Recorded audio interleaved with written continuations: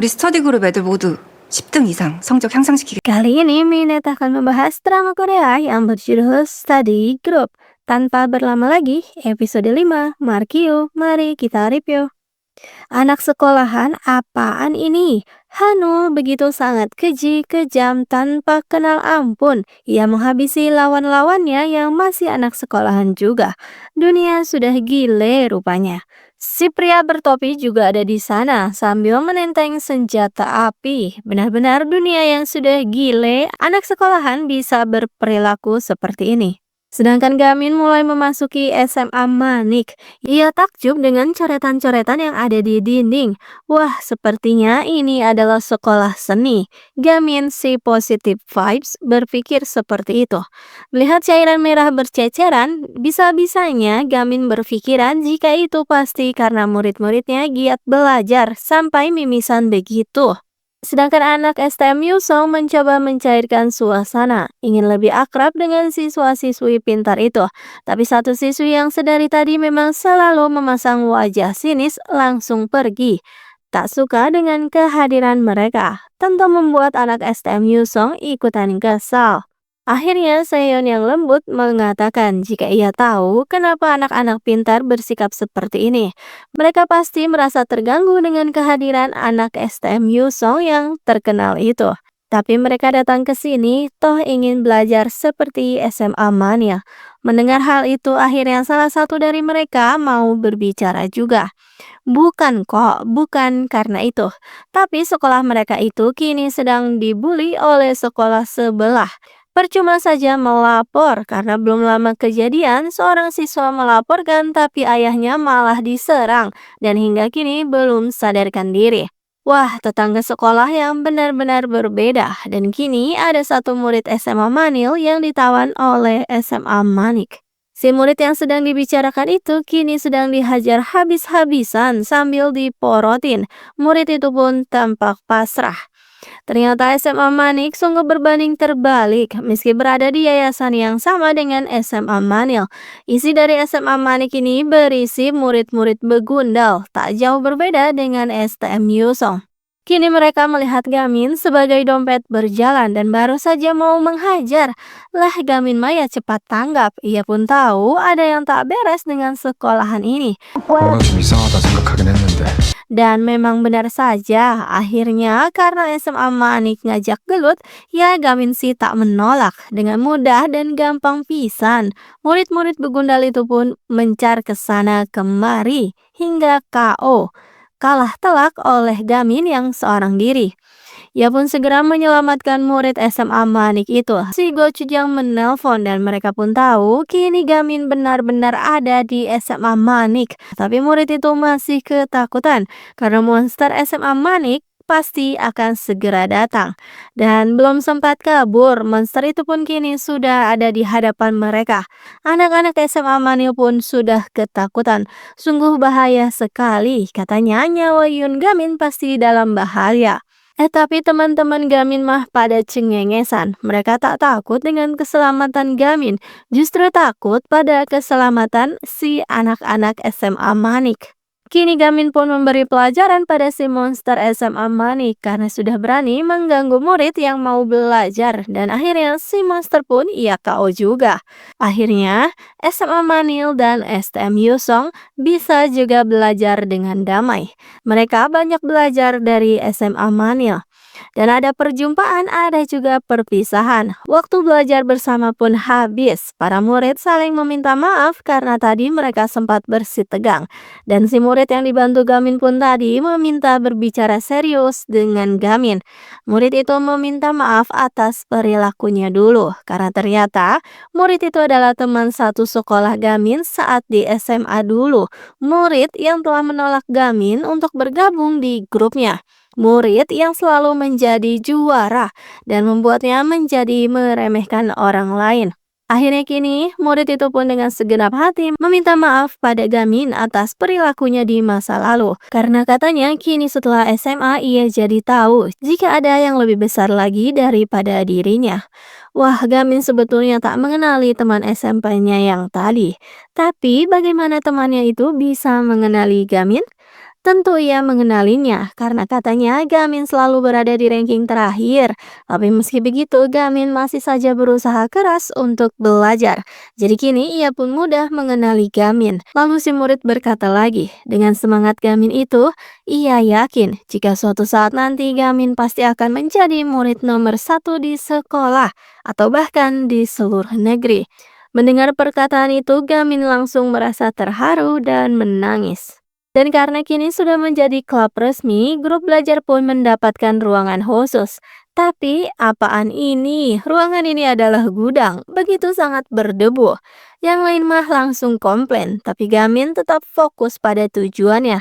Ia justru merasa gugup karena kini sudah ada di hadapan mata. Mereka pun mulai membersihkan gedung itu dan ada romansa tipis-tipis. Sepertinya Sehyeon dan si imut cute sudah saling menggoda alias saling suka. Sedangkan Jiwoo dan si Gochujang seperti biasa selalu saja ribut dengan hal-hal sepele.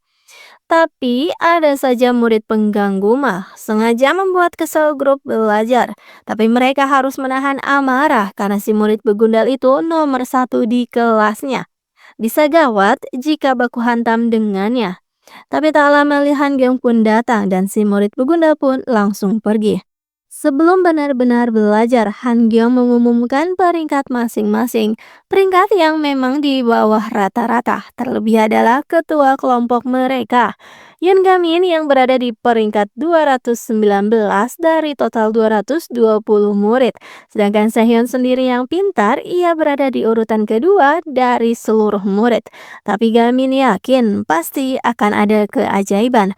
Pokoknya ia harus mengalahkan peringkat si murid begundal tadi. Wah, sepertinya itu akan sulit. Tapi Han-gyong pun memberi semangat. Di sekolah lain memang tak mungkin, tapi di STM Yusong semua tak ada yang tak mungkin. Mereka pasti bisa menaklukkan soal-soal ujian yang waktu belajarnya tersisa 40 harian lagi. Lee Han-gyong tadi sempat ke ruang guru. Ia mengajukan petisi untuk melakukan komite disiplin pada Pihanul. Tapi yang terjadi adalah si guru malah membuang petisinya. Tapi Han-gyong kekeh jika ia akan merubah STM Yusong menjadi lebih baik. Jadilah si guru ini ingin Han-gyong membuktikan sesuatu padanya, yaitu membuat murid di grup belajar itu masing-masing naik 10 peringkat dari peringkat aslinya. Han-gyong pun percaya diri, ia mengiyakan. Gochujang segera memberitahu teman-temannya karena tadi ia memang sempat mengintip dan mendengar perbincangan guru mereka tentang meningkatkan peringkat mereka itu. Wah, apakah bisa? Dan setelah sekolah usai, Sehyeon buru-buru pergi. Katanya sudah ada janji, tapi ternyata ayahnya menyuruh untuk segera bekerja di konstruksi. Berat sekali hidup jadi Sehyeon. Meski pintar, tapi keluarganya berada di bawah garis kemiskinan, yang membuat ayah dan ibu selalu saja bertengkar. Sehyeon pun selalu diremehkan oleh teman-temannya karena kemiskinan itu. Sedang mengenang masa lalu begitu, Hee-won pun datang. Mereka akhirnya pulang bersama. Hee-won lalu berterima kasih karena Sehyeon mau mengantarnya ke kantor polisi tempo hari. Juga menjelaskan dengan baik pada Pak Polisi. Tapi Sehyeon mengatakan itu bukanlah apa-apa. Yang hebat justru Yoon Gamin yang sudah seperti superhero di dalam komik. Sehyeon berumpama jika Gamin adalah karakter utama, sedangkan dirinya hanyalah teman nomor 3. Mendengar hal itu, Hee-won sedikit kesal karena Sehyeon terlalu meremehkan dirinya sendiri. Sehyeon juga sama mengesankannya kok. Sedang bersama begitu, kumpulan anak begundal yang tadi ada di sana. Jadilah Sehyeon dikebuli lagi oleh mereka. Hee-won bahkan juga ikutan ditampar oleh siswi begundal. Sehyeon mencoba untuk melawan, tapi tetap saja ia tak punya kekuatan untuk itu. Dan selalu saja datang di waktu yang tepat. Gamin pun mengajak bermain game sentil dan hanya dalam satu sentilan, si murid kebuli langsung terlempar, jidatnya pun langsung berdarah. Dan dalam 2 kali sentilan, si kebuli pun langsung KO. Permainan takbam selesai. Tapi dikira akan senang, ternyata perasaan Sehyeon sedang campur aduk. Jadi ia meninggalkan Gamin juga Hee-won begitu saja. Sudah mah ini adalah hari buruk bagi Sehyeon. Si ayah yang baru datang pun langsung memukul Sehyeon dengan keras karena ia tadi tak menyusul untuk bekerja. Pusing dengan ayahnya yang selalu murka, Sehyeon pun akhirnya kabur. Tapi ternyata Gamin masih ada di sana. Tentu mendengar pertengkaran ayah dan anak itu. Jadi Gamin pun mengajak Sehyeon untuk pulang ke rumahnya. Tapi Sehyeon ternyata menolak dan memilih untuk pergi. Sehyeon berjalan ke sana kemari, tapi ia buru-buru bersembunyi karena kini melihat si kebuli yang tadi siang. Sebetulnya ia sudah mencoba untuk berlari menjauh, tapi ternyata ujungnya malah bertemu dengan si kebuli lagi. Sedangkan Gamin akhirnya memutuskan untuk pulang naik taksi seorang diri. Tapi ternyata ia berbalik arah dan dari kejauhan ia bisa melihat Sehyeon yang kini sedang dikebuli. Jadilah kini Gamin menelpon Sehyeon, memberikan aba-aba agar ia bisa mengikuti instruksinya Gamin untuk melawan si kebuli. Dan wah, sungguh ajaib. Sehyeon benar-benar bisa menangkis pukulan si kebuli. Bahkan ia bisa meninju berkat arahan dari Gamin. Tapi di tengah perkelahian itu teleponnya terputus karena baterai HP-nya Gamin habis. Ia pun buru-buru pergi ingin menyelamatkan Sehyeon. Sedangkan Sehyeon karena kini sudah tak mendapat arahan dari Gamin, ia jadi habis dipukuli oleh si kebuli yang benar-benar sudah murka. Namun ada sebuah pergerakan akhir yang tak bisa diduga. Karena bosan diam saja dan tak melakukan perlawanan, akhirnya dengan sekuat tenaga dan tekad yang bulat, Sehyeon melakukan perlawanan atas instingnya sendiri. Dan gerakan itu pun membuat si kebuli langsung pingsan seketika. Sehyeon keheranan. Gamin pun juga tentu ikut keheranan. Dan episode 5 berakhir dengan senangnya Sehyeon yang akhirnya bisa merasa percaya diri lagi.